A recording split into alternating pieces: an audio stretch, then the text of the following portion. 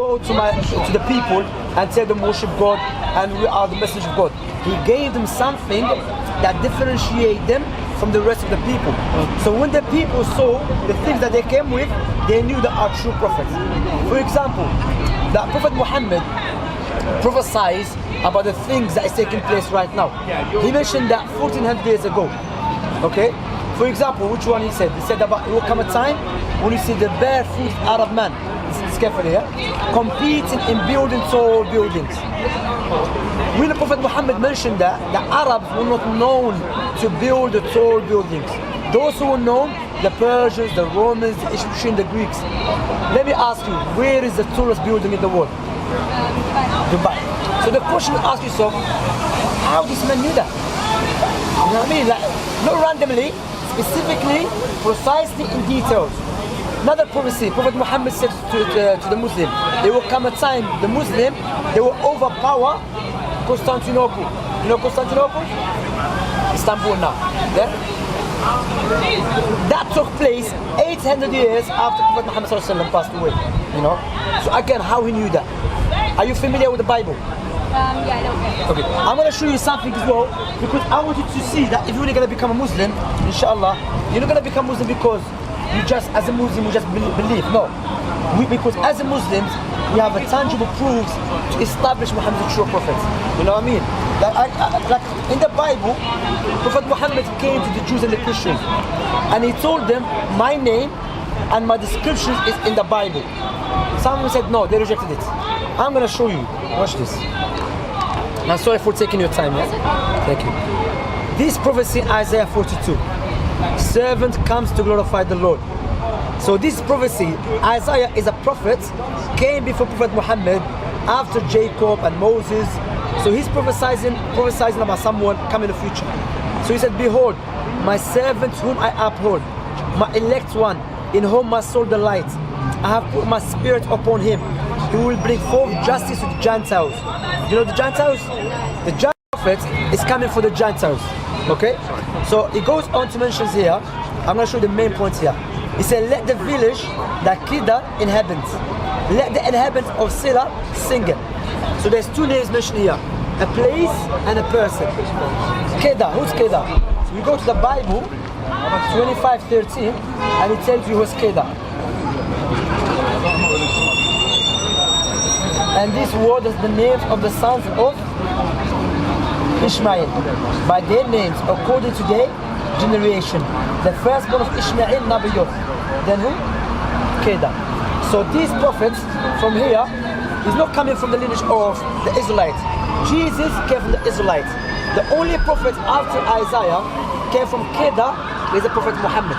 From the Muslims and the non-Muslims. All of them agreed with that. And here is more. Let the inhabitants of Sila sing it. Let them shout from the top of the mountains. If you Google Sila, watch. I'll show you Mount Sila and you're going to be surprised.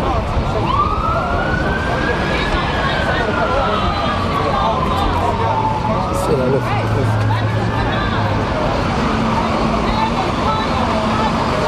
Where is it? So this prophecy, look. Remember, when Prophet Muhammad came and said, Prophet Muhammad in his time, he didn't have access to these Bibles. Prophet Muhammad's time, the Bible was not translated to Arabic, you know? So how Prophet Muhammad knew that? Because Allah told him, you know? Like, you know, every person is born to recognize the Creator and to worship Him. Prophet Muhammad mentioned that 1400 years ago. He said every newborn is born with a natural inclination. What is natural inclination? Is to recognize the Creator. They should worship Him. And now there was a study done in Oxford University and in Russia University. What is the origin of people? Is it to believe in God or not to believe in God? So what they did, they chose different children from different parts of the world and they asked them questions. They came to know after a few years, the research was done in 3 years and they spent 1.1 million about it, yeah, on this subject, on this project. They came to know children are naturally born to believe in the Creator.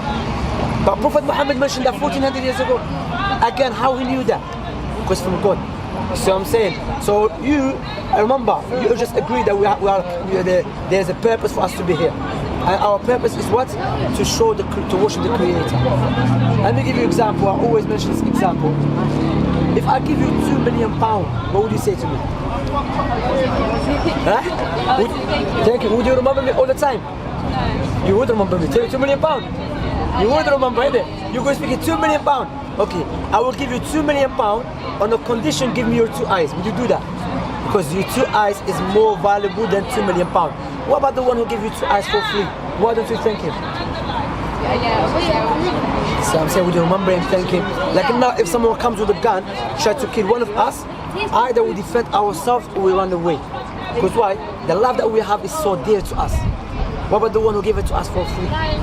So I'm saying, like, you know, the other thing I was going to mention, a person might say, I do worship the Creator, but how do you know the way you worship the Creator is the correct way?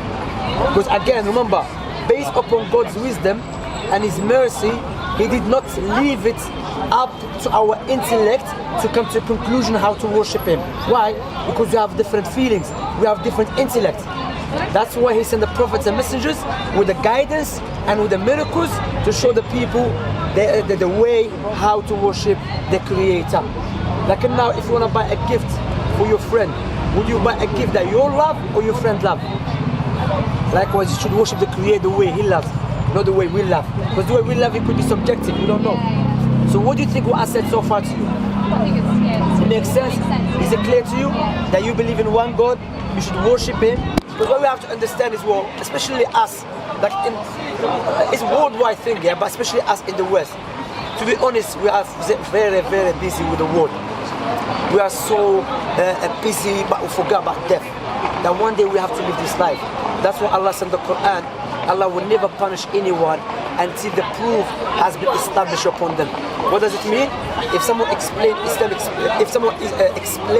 to you and you turn away from it, then no one should blame except yourself or myself. Because through God's mercy, like you never knew you're gonna meet me today. Even though you said you've been watching videos. You see me on YouTube. You see, but you never, but it's from God's decree. Because Allah said, Allah did not create the creation to punish them. Rather, He created them because He wants them to be His neighbors in the paradise. You see what I'm saying? So, if it's clear to you, what is stopping you to become Muslim? Sorry? If it's clear to you and it makes sense to you, what is stopping you to become Muslim? You see, so you should become Muslim. Yeah, I just need to learn how to pray and everything. Okay, I'm gonna say in Arabic something, then translate it to you and repeat it after me. Okay? Basically going to testify. Testify. What are you going to say? What is in your heart? You're going to profess it.